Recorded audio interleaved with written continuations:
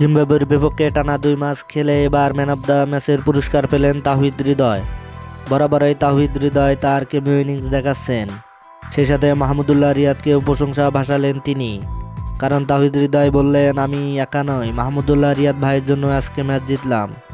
যদিও জিম্বাবুয়ে প্রতিপক্ষ খুবই দুর্বল, কিন্তু তারপরও আমাদের ব্যাটাররা তেমন পারফরমেন্স করতে পারছে না। আমি চাই সকল ব্যাটার আবার পারফরমেন্সে ফিরুক।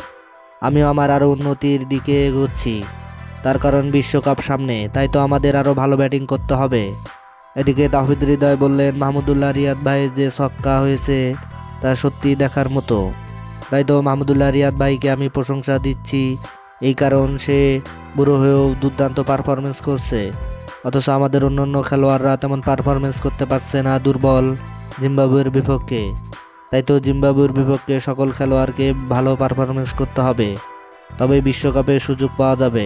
জিম্বাবুয়ের মতো দুর্বল দলের বিপক্ষে যদি আমরা এমন পারফরমেন্স করি, তাহলে বিশ্বকাপে আমাদের ভালো পারফরমেন্স করা অসম্ভব। তাই তো জিম্বাবুয়ের বিপক্ষে 37 রান করে ম্যান অব দ্য ম্যাচের পুরস্কার পেলেন তাওহিদ হৃদয়।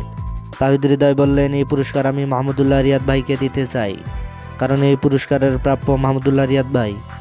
দর্শক, আপনি কি মনে করেন ম্যান অব দ্য ম্যাচের পুরস্কার মাহমুদুল্লাহকে দেওয়া উচিত? তাহলে অবশ্যই আপনার মূল্যবান মতামত কমেন্ট বক্সে জানিয়ে দিবেন। ধন্যবাদ। আল্লাহ হাফেজ।